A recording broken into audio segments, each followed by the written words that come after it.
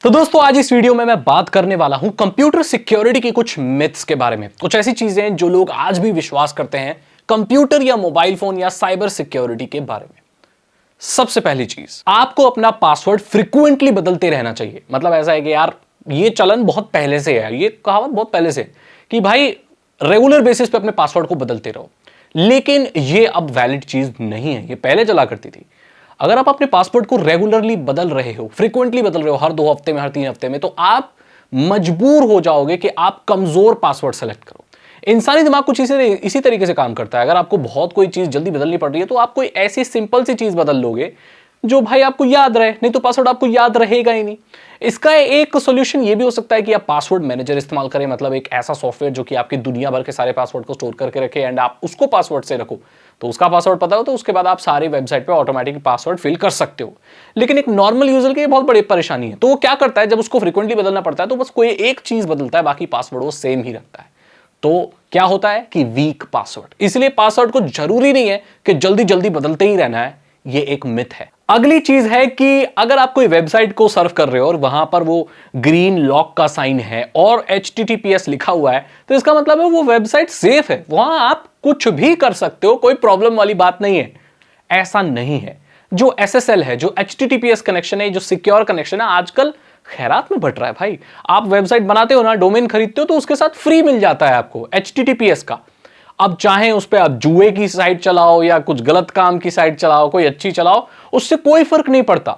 इसका मतलब पता है सिर्फ यही होता है कि आपके पास जो वेबसाइट से डेटा आ रहा है उसके बीच में कोई मिडिल मैन उसको स्निफ नहीं कर रहा या उस ट्रैफिक को बीच में इंटरफेरेंस क्रिएट नहीं कर रहा, इंटरसेप्ट नहीं कर रहा। बाकी जो चीज वहां सर्वर से निकल रही है वो आप तक पहुंच रही है। वो एक वेब पेज का कंटेंट हो सकता है या वायरस भी हो सकता है। तो इसका मतलब है कि अगर HTTPS है तो वायरस भी सिक्योरली आएगा आपके पास, बीच में कोई से ताक झांक नहीं कर पाएगा।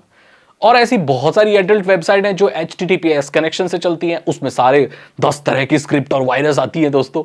तो क्या वो नहीं आती है? आती हैं। तो HTTPS का ये मतलब नहीं है कि भाई आप कुछ भी करो वो सेफ है, नहीं। इसका सिर्फ ये मतलब है कि जो चीज आप तक आ रही है वो सेफली आ रही है, ठीक है। ऐसा कोई वो नहीं है। अगली मिथ ये है कि हमें स्ट्रॉन्ग पासवर्ड इसलिए सेलेक्ट करना चाहिए ताकि जो बुरे लोग हैं वो हमारे पासवर्ड को गेस ना कर पाए। अरे यार, उन लोगों के पास और कोई काम नहीं है क्या? वो बैठ के आपके पासवर्ड याद करते रहेंगे क्या?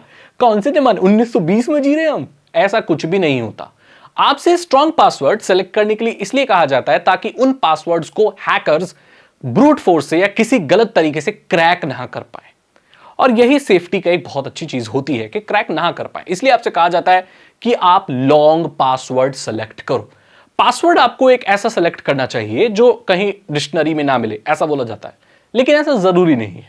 अगर आप ऐसे कोई स्पेशल कैरेक्टर और ऐसे ऐसे करके बना रहे हो जो कि इजीली गेस किया जा सकता है तो उसको कोई फायदा नहीं है। आप नॉर्मल से नॉर्मली डिक्शनरी में पाए जाने वाले वर्ड्स के 5-6 वर्ड्स को भी अगर कॉम्बिनेशन कर दो, आप 2-3 को भी कर दो, तो आप बहुत स्ट्रांग पासवर्ड बना सकते हो।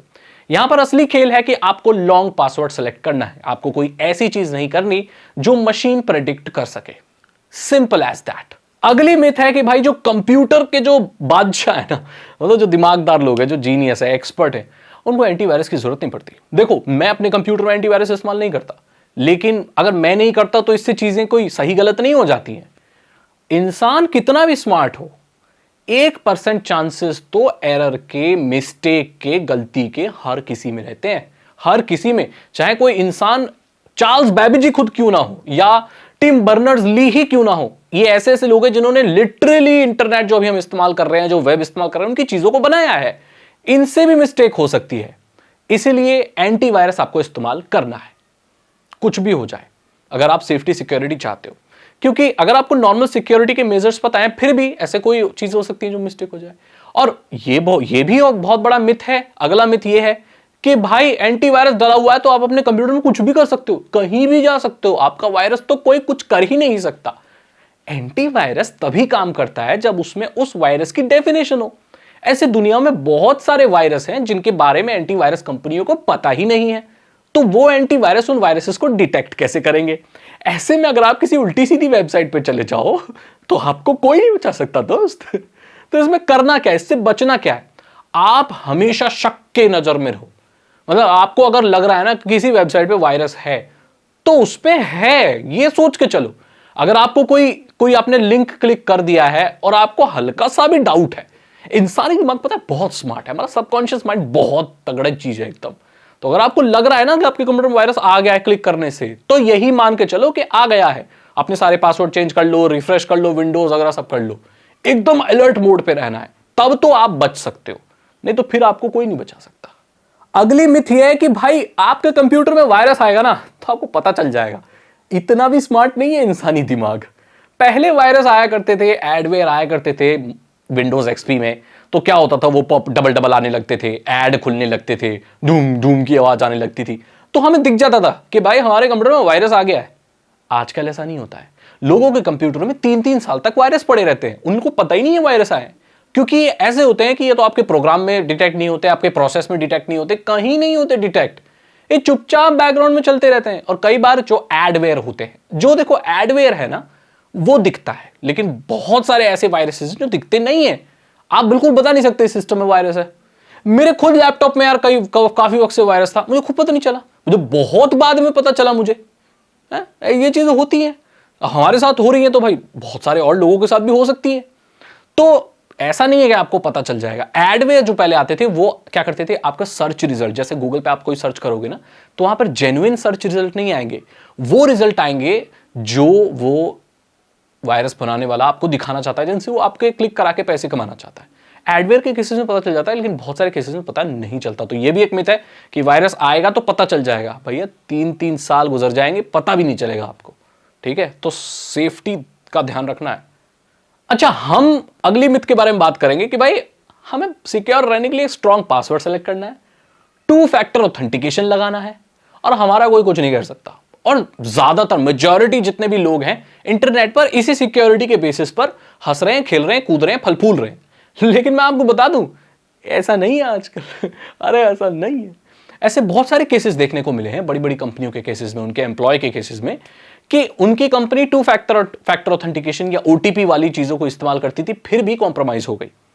सो इस चीज से बचने के लिए अब बहुत एडवांस चीजें आ गई हैं, जैसे कि फिजिकल की, जिसे यूबी की आती है एक इतनी, ये एक फिजिकल हार्डवेयर होता है जिसे आप लगाना होता है, इंक्रिप्शन बेसिस होता है, और उसको टैप करते हैं तब आप लॉगिन कर सकते हैं।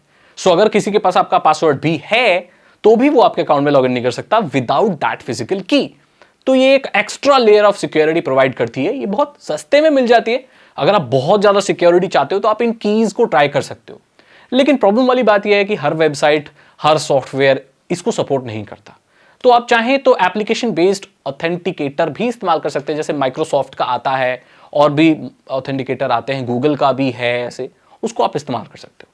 तो 2 फैक्टर ऑथेंटिकेशन भी है, पुरानी हो गई ये चीज, इतने ज्यादा सिक्योरिटी की चीजें आगे बढ़ गई हैं और आपको ये फॉलो करनी चाहिए। अगर सपोर्ट करते हैं, अगर बहुत ज्यादा वैल्यूएबल कोई चीज है तो you can consider that physical की।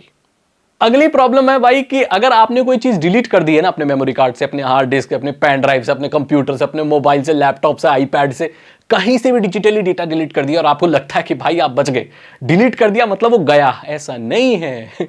जब भी आप कोई चीज डिलीट करते हो, इवन फॉर्मेट भी कर देते हो, तो वो डेटा वहां रहता है। वो तब तक रहता है जब आप उस जगह में, उस वॉल्यूम में दूसरे डेटा को फिल नहीं कर देते। और इसके लिए आजकल पूरे सॉफ्टवेयर वगैरह आ रहे हैं, लेकिन आप इसे मैनुअली भी कर सकते हो। नॉर्मली अगर फॉर्मेट कर दिया मेमोरी कार्ड तो आपका सारा डेटा उसमें अभी भी है।